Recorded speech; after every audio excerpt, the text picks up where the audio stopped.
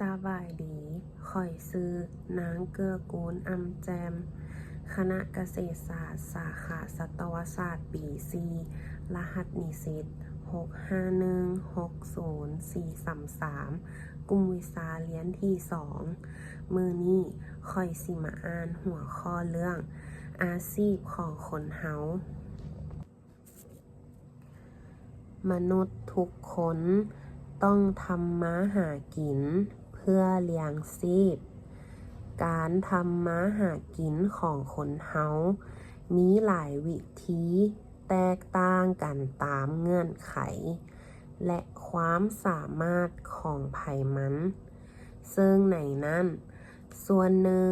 ใส่สติปัญญา และอีกส่วนหนึ่งแม่นใส่กำลังเทื่อแฮง ทุกวิธีการทำมาหากินของคนเฮาเอิ้นว่าอาชีพ ประชาชนลาวเฮาอยู่ตามตัวเมือง ส่วนหลายเป็นรัฐกร มักธุรกิจ ธรรมกร และสาวค้าขาย อยู่ตามชนบท ส่วนหลาย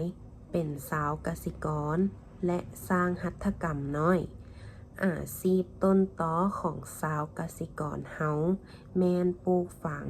และเลี้ยงสัตว์ นอกนั้นเขาเจ้ายังประกอบอาชีพสำรองอื่นๆอีก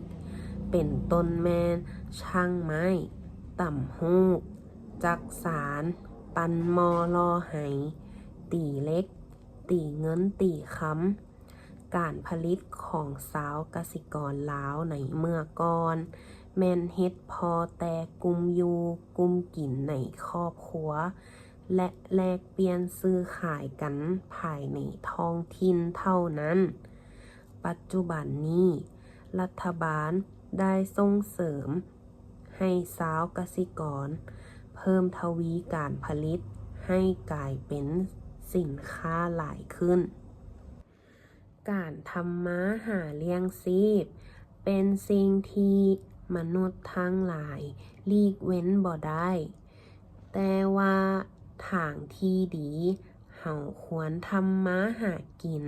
ด้วยความชอบธรรม จึงถือว่าเป็นพลเมืองดี เพื่อหลีกเว้นไผว่างงาน พลเมืองทุกเพศทุกวัยต้องศึกษาร่ำเรียน แสวงหาความรู้ด้านต่างๆให้สูงขึ้นเรื่อยๆ จึงจะประกอบอาชีพให้มั่นคง ขอขอบใจ